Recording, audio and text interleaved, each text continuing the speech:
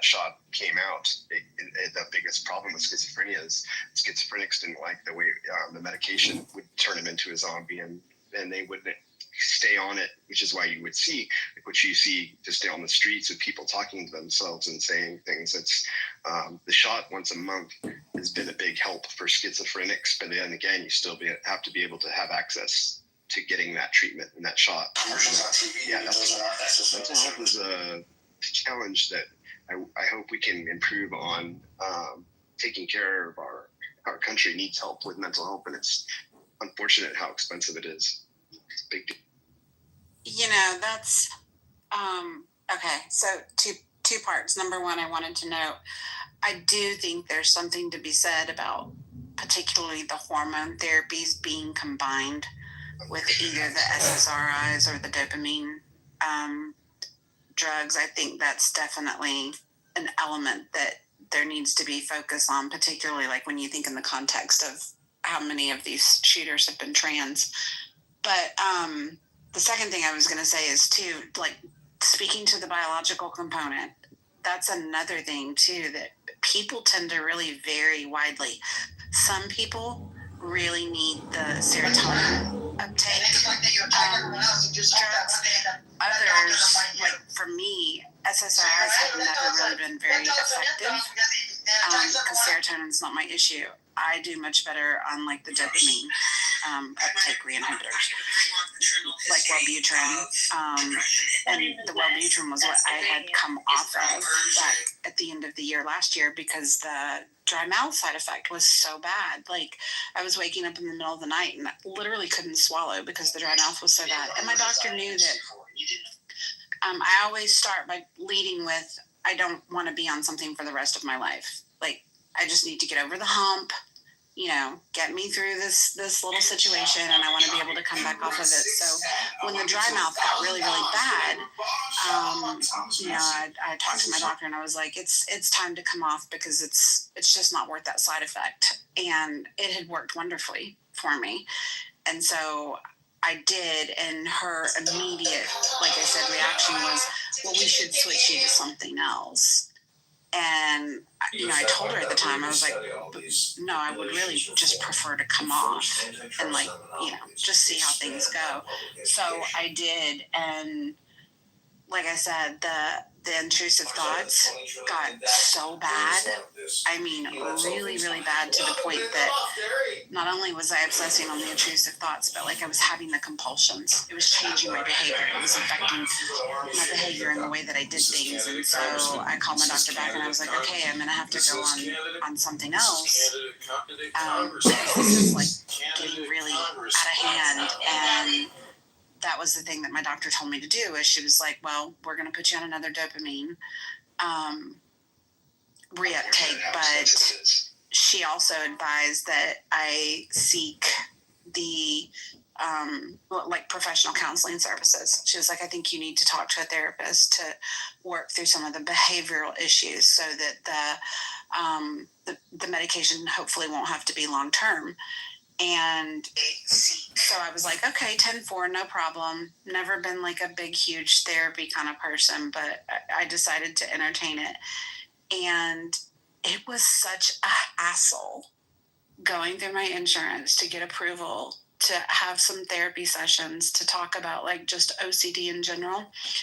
And I had like 3 appointments with one of those, doc in the box kind of, they give you like 3 free virtual appointments or whatever. So my insurance company had me do that first, but they only covered 3 appointments. And she was like, yeah, you're going to need more than 3 appointments.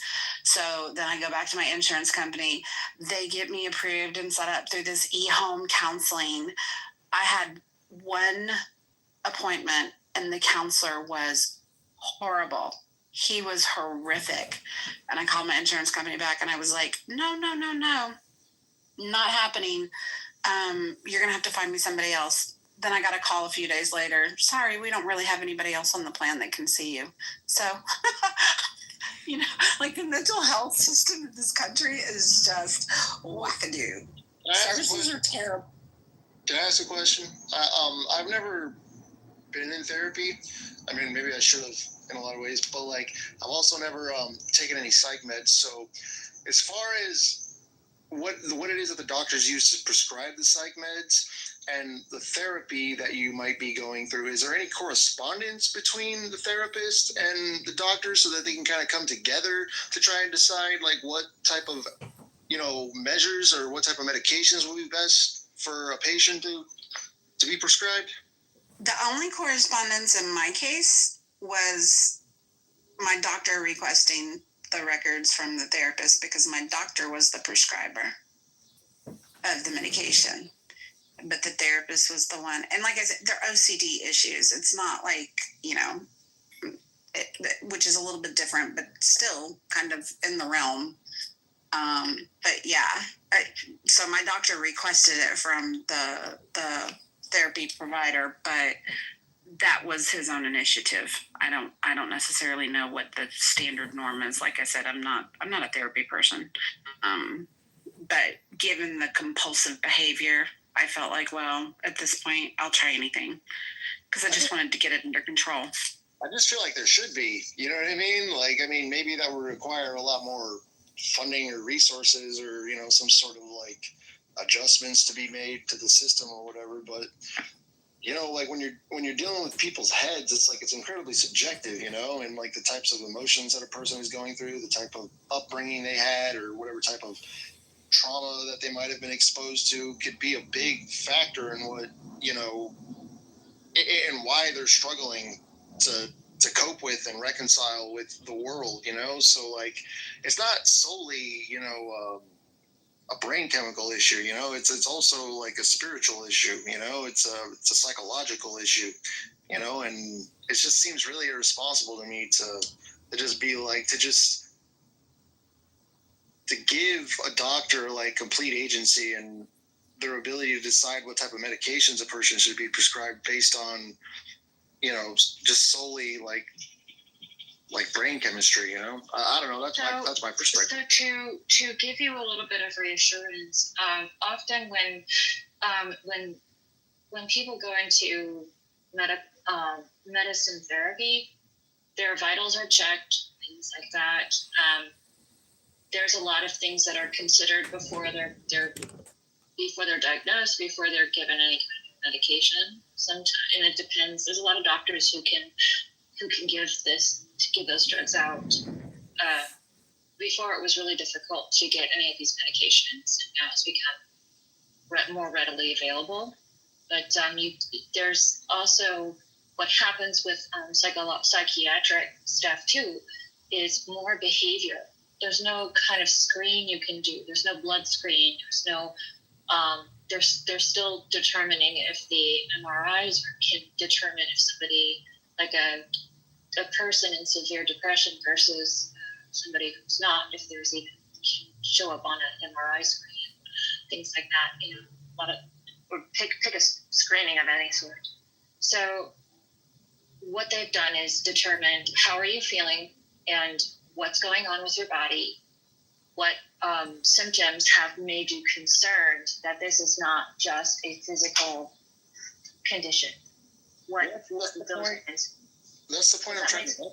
Yeah, it makes sense, and I can understand the validity of all that. But the point I'm trying to make is that it's not always a purely somatic issue. Like, as somebody who's had mental health issues all my life because I had a chronically abusive childhood, it was like there were plenty of instances that I can remember during like different phases of growth and evolution that I went through where I was on the verge of going off the deep end, and just fucking, going crazy, and sometimes all a person needs is just like not to, be oversimplified about it, but they just need a fucking hug, man. They just need somebody to help. Yeah.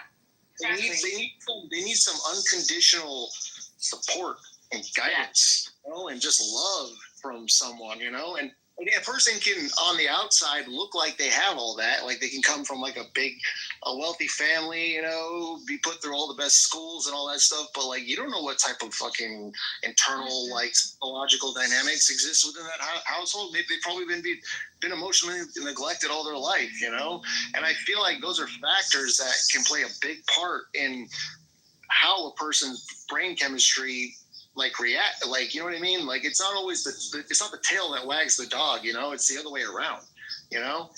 Right. And so that's my stance on it. And I tell you what, too, Monica mentioned it in chat, but I figured I would just put it out there.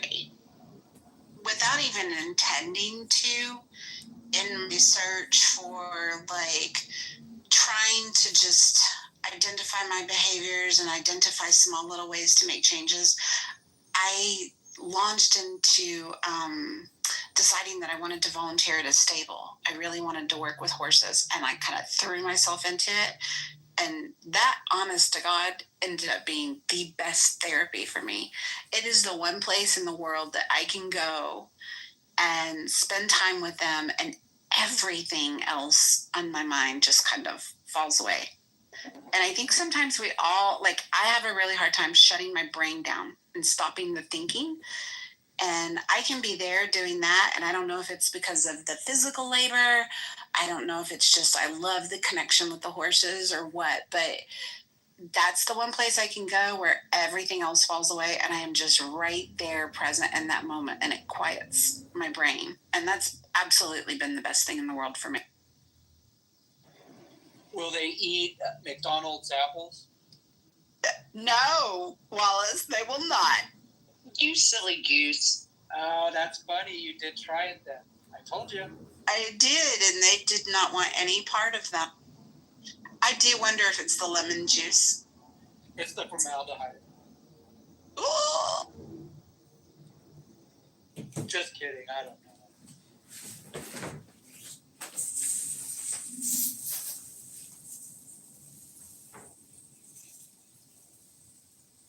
Thank you, everybody, for taking this seriously. I really, really appreciate it. There's a lot of places in life and a lot of places. It's Monica calls it the mean streets, clubhouse, where this kind of talk and everything can it can be dangerous, but it can also be like really mean. People can be real mean. So thanks for allowing some sensitivity to a lot of this stuff. I really appreciate it, whether you agree or disagree with it. Well, I mean, you know, the fundamental theme of the room is that some guy or person just like shot up a bunch of fucking innocent people, you know, and it's like, I feel like the result of that is just the general, like, lethargic kind of coldness that a lot of people in our society just have toward one another. I mean, everywhere you go, it's like there's no interaction outside of like transactional interactions. You know, like you go to the store, you buy something, you talk to the clerk, you know, whatever. But like if you go out on the street anywhere, like nobody ever fucking talks to each other. Very rarely do you ever go anywhere where you see people who don't know each other interacting. You know, it's just like I go to the cat food aisle on Publix, because then all the other cat ladies go there and they talk to each other. True. A little conversation. I mean, it's really actually. I'm kind of half joking, but actually, like when I actually go to a store and go out in public, it seems that that's just how I was. Just how I socialize. It's how I was raised. Not like we're gonna have like strange numbers or anything, but just wishing people a pleasant day and trying to be as pleasant as possible in any interaction. So I don't know. I get a little sense of sanity with it. Here's the most recent lesson that Clubhouse has taught me, even about my engagement here, but I think my engagement in the real world. You know, there was a room last night. Calling me and some other people specifically out by name, and then lumping the conservative women on this app kind of categorically, and a lot of very unkind, untrue things were spoken in that room. And, you know, you hear about it and you find out about it, and like your initial reaction is to want to react. And that was absolutely my initial reaction as well, was to want to react. To defend myself, you know, to call out the bullshit. But that's exactly the kind of fuel that they're looking for. And I had to come to the conclusion that, like, I'm just not going to get in the mud and roll around with them the same way. I don't have to stoop to those levels. I don't have to propagate like making up lies and act the same way as they do. The best thing in the world that I can do is not to give it any breath, and to just keep doing me and being me. And I have to hope that like my reputation amongst the people that I actually care about will stand for itself. I don't need to go defend myself. I don't need to tell people, those were lies. Those were things that weren't true. You're going to know me, and you're either going to accept me and like me, or you're not, and that's okay. We're not all everybody's cup of tea. I don't care. You know what, serendipity? The thing is, that's the only place you'll be able to have rent-free is in the haters that want to sit back, the jealous people, whatever they may be. But you are in their head. They are thinking of you. And guess what? It doesn't cost you a damn penny. Just keep being the kind person that you are and say, well, that's great. You know what? Yeah. I always have to pay rent, but thank God I don't have to pay rent to be in your head. Keep thinking about me. Right? I mean, these are people that I don't even engage with. I can't even say that I regularly engage in their conversations. And they chose to use my name and disparage my character. And yeah, like that at first, you're just like, what the fuck? But then I'm just like, why do I care? These aren't people I engage with. I don't care. And so, yeah, sometimes the only way to win is not to play.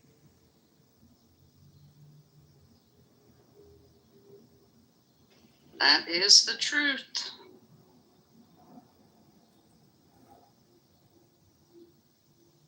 Well, and the sad part is, I don't talk about it on here that often. I have in my bio that I'm just, a real estate professional in Florida with Keller Williams. But I do have a master's degree in psychology. And I pay attention to some of these people, and I'm like, you guys are so damn lost in this world that you need to figure yourself out before you actually come on to a social audio app and try to destroy people.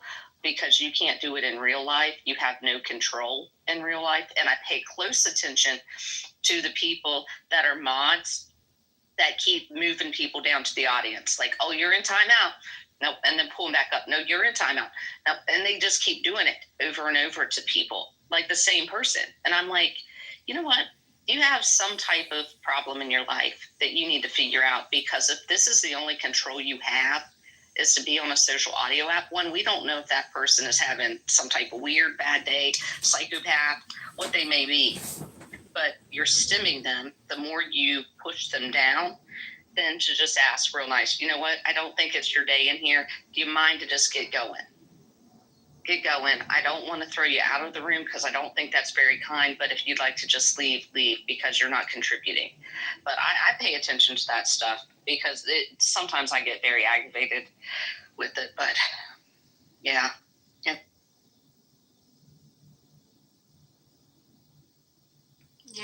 I mean, yeah. Oh, sorry. Go ahead, Joseph. Go ahead, Jeff. For a long time, I've been on this app for probably like 3 years now, and it kind of like really opens up to you once you kind of start to kind of like understand how it works. Like it actually, when I first started using this app, it completely like revitalized like my enthusiasm with the internet in general, because I was getting really like kind of bored of just the normal kinds of user interfaces and ways of communicating. Because it seemed like the user interface of the internet in general seemed kind of like, once it kind of got taken over by the corporations, like it seemed like it got very, very restrictive as far as the level of like honest, kind of uncensored communication you could have with other people on the internet. Then I discovered this app and I was like, oh, this is like real, this is raw, and it's like you're like right on the threshold of like the moment with all these different people like having all these honest and open like discussions, and it actually kind of really helped me sharpen my sword as far as like my ability to effectively communicate with other people, and to effectively communicate a lot of the higher order aspects of myself and ideas and things like that, and but there were also times where I would get sucked into like I noticed that I would get sucked into those weird little petty kind of high school melodrama kind of bullshit situations and stuff.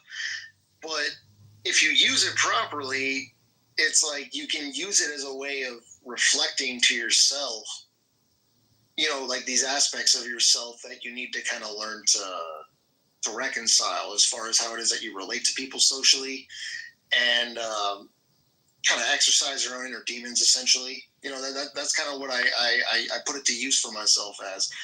But after that, I kind of went through that phase. I stopped engaging on the app for a long time. I would still come on here and poke around a little bit, but I would always feel like this kind of malaise about the app because it felt so. Every room that you went into, it was just like, you know, it was just hyenas and jackals and vultures and just fucking picking at each other and, you know, blowing smoke. And, you know, it was just like, I don't know, like, I think it's just, you just got to kind of hold out. And that's why I'm glad I found, like, honestly, serendipity was there, that room. I think it was yesterday about, like, what's causing chaos in the country. Like, I don't know, it was the first community that I found in a long time where people were actually, like, conversing respectfully, where there was actually, like, effective moderation, where they weren't using it as a way to, like, empower their ego in some sort of way, like what, I don't remember who was saying that. I think it was Beth.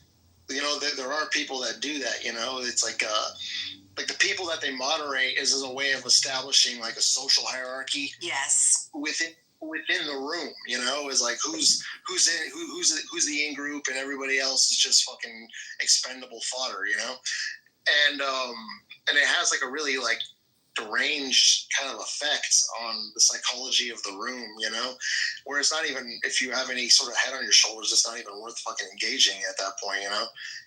And so yeah, it's just really a matter of what you have to understand is that, you know, your participation in these rooms is completely voluntary. You know what I mean? Like you are the one who's in complete control of what type of effect you're getting out of this app or not. And anytime I'm in a room where it's like so much of an uphill battle that it's not even worth engaging, I just remove myself from the room, you know, because like I don't over identify with it to the point where like I'm staking my ego on other people's perception of me in that moment. You know, I gotta fucking try to prove something. You know, it's just walk away, man. Yeah, real quick, I was going to say the 4 agreements should be a necessary read before downloading this app. And 100%, the thing of it is, I don't care what space you go into. Your comment about you certainly do have more heavy-handed moderators that are more particular about curating like echo chambers or just playing with those that don't agree with them. But we're human by nature. And I think you're oftentimes going to find in most places that you will see a lot of, like, you definitely see a lot of the same moderators here in the Muff. Depending on the topic of the conversation, sometimes I will mod other people. For example, if we're kind of getting into some of the, you know, gender war topics, like I don't want the stage to be full of a bunch of women. I'm generally going to stack the deck to try and make sure that we've got some men on board. I also try to pick people that I feel like are generally going to be fair and balanced in the room as far as like listening to, don't necessarily with, but not all spaces are that way. And I don't always get it right. I can tell you my issues come up all the time. And it causes bickering amongst the friends. Like it's not a fun place to be. I hate being top left in these rooms every day. Like I cannot wait for Moto. Well. You wear the crown well, friend. You're doing a great job. Serendipity, it's not easy at all to be up to the top left, for real. That is not an easy thing to have to do. You're doing a great job. Really appreciate you. Thank you. I hate it. Content, quote unquote, creation, that's not my forte. Monica's the content creator, but I'm just trying to hold down the fort for Mojo and respect his rules to the best that I can. And I like to have these spaces every day where we can just kind of talk and chill, and the topics change from minute to minute, like, you know, but I don't know. It does become cliquish. I'm cliquish. there are a handful of people I'm always going to mod if it's my room. Like, it's just going to happen. I'll admit that. And I don't care. I don't make excuses for it. My spaces, I can curate them however I want to. You don't have to like it. And if you don't like it, leave. It's really that easy. But I do try to keep a balanced stage whenever possible. I have even oftentimes moderated people that I disagree with, because I just don't want to give the impression of we don't want to hear the other side of it. Yeah, no, it's difficult. You know, I have to mod our room Monday through Friday in the mornings, which is a better time to mod because when we record our rooms, most people haven't gotten drunk yet, except for our Aussie friends that are just getting ready to go to bed. But it's a little bit easier to control. And luckily, all of our mods, we know, do not have anybody blocked. Although my colleague and we did find one day that I had someone that I'm paying good money to help me write a book.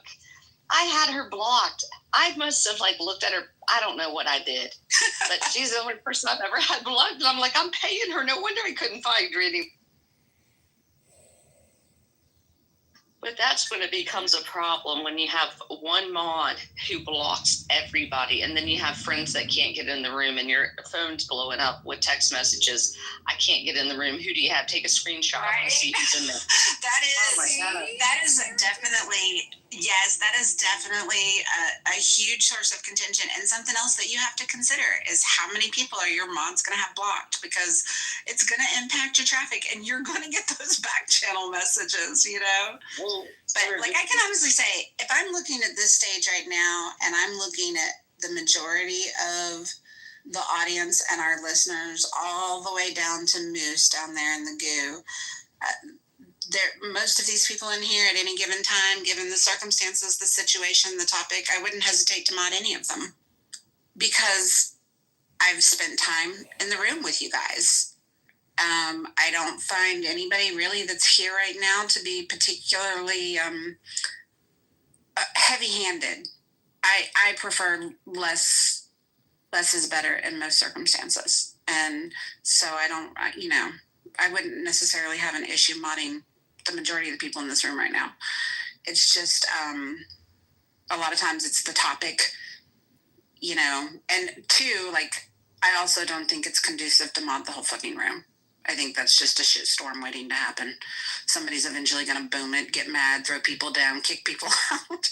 And that can get real messy too. So, yeah, I don't know. Yeah, that's why back in the day, I had a little bit more of a social clique that kind of ended up kind of disbanding or what have you. But anytime I would open a room, I would be really mindful of the types of effects that modding multiple people could have in a room, because I noticed that let's say that I open a room, right, and then I like somebody that's in the room, and I appreciate and kind of recognize the value that they can bring to a conversation, or maybe I have a personal kind of affinity for them or whatever. But then I modded somebody else in the room who decided that they didn't like that person, right? So then they kicked them out. I've been so many times in my life where in my actual personal relationships, I had to referee confrontations between other people, and it's almost kind of how I gave myself a sense of personal value socially almost for a long time.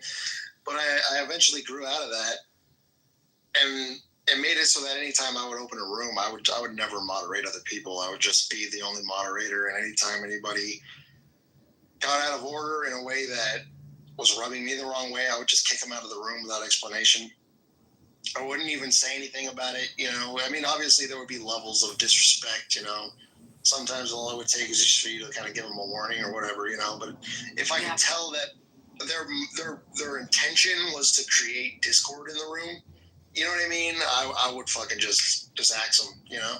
But eventually that even started to have a backlash, you know, because people would start to view you as being tyrannical, and then they'd all start talking shit about you in the back channels, and that just caused me to kind of step away from things for a while and just kind of just kind of focus on myself. Yeah, you're never going to make all of the people happy all of the time. As a chronic people pleaser, lesson number 4,461. Yep, just be you, and the ones that don't like it, fucking kick rocks. The ones that do, Right, Sick? try to have some fun. That's Can what I I'm brag saying. on myself for a minute? I'm just Yes, ma'am. waiting. I Yes, do just it. brag really quick because you know all this whatever that's going on in these clubhouse streets, and I actually have a real career, contrary to what people think. I went back to work a year ago. Okay. Girl, you work at Walmart. Be quiet. So, all of this, mess, whatever we want to define it as. And I actually have to do presentations. And before the presentation, I was complaining in the back channel to Serendipity. I get an email from the CHRO Serendipity. Hi, everyone. I just wrapped up today's weekly session with my name. I'm just going to call myself MG, and wanted to take a moment to recognize her exceptional delivery. Although I've seen the HR presentation several times, MG's energy and engaging style made everything feel fresh and dynamic. Her ability to connect with the audience and keep the content lively is truly impressive. MG, you are a fantastic presenter. It was a pleasure to be dialed in with you today. Kind regards. And then he called me via Teams. And I was like, why is my CHRO calling me? And he called me.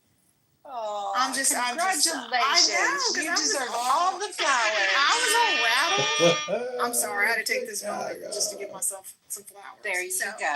Back to whatever we're talking about. No, I want to stay here a little while and roast my feet at the fabulous fire you just. Right? I love it. We need to get women to get more, accept more praise. Major That's kudos wonderful. to you, sweet thing. Oh my gosh, I'm just like, That's awesome. And what a nice thing to do. Like, it's so nice to get that yes, it called me. acknowledgement of doing a good job. Like, it's so powerful to get acknowledgement. That's awesome.